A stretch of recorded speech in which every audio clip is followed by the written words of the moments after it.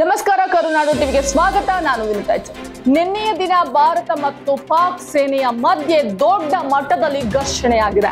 ಭಾರತೀಯ ನಾಗರಿಕರನ್ನ ಮತ್ತು ನಮ್ಮ ಸೇನೆಯ ನೆಲೆಗಳನ್ನ ಟಾರ್ಗೆಟ್ ಮಾಡಿದಂತಹ ಪಾಕಿಸ್ತಾನಿ ಯುದ್ಧ ವಿಮಾನವನ್ನ ನಮ್ಮ ಭಾರತೀಯ ಸೇನೆ ಒಡೆದು ನೆಲಕ್ಕುಳಿಸಿದೆ.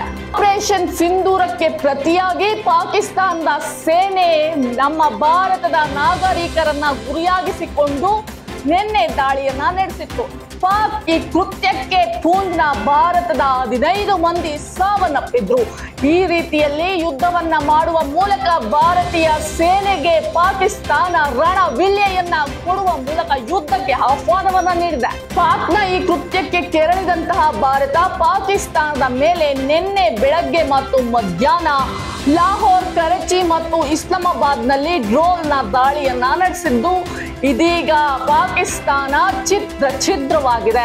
ಇದಕ್ಕೆ ಪ್ರತಿಯಾಗಿ ಪಾಕಿಸ್ತಾನ ಮಿಸೈಲ್ಗಳು ಮತ್ತೆ ಡ್ರೋನ್ಗಳನ್ನ ದಾಳಿಯನ್ನ ನಡೆಸಿತ್ತು. ಆದ್ರೆ ಡ್ರೋನ್ಗಳ ಹಾರಾಟ ಕಂಡು ಬಂದಂತೆ ಯುದ್ಧ ವಿಮಾನಗಳನ್ನ ಮತ್ತು ಮಿಸೈಲ್ಗಳನ್ನ ನಮ್ಮ ಭಾರತದ ಏರ್ ಡಿಫೆನ್ಸ್ ಸಿಸ್ಟಮ್ ತಡೆಯುವ ಮೂಲಕ ಯಶಸ್ವಿಯಾಗಿರುವಂಥದ್ದು. ಆ ಮೂಲಕ ಪಾಕಿಸ್ತಾನಕ್ಕೆ ಭಾರಿ ನಷ್ಟ ಸಂಭವಿಸಿದೆ.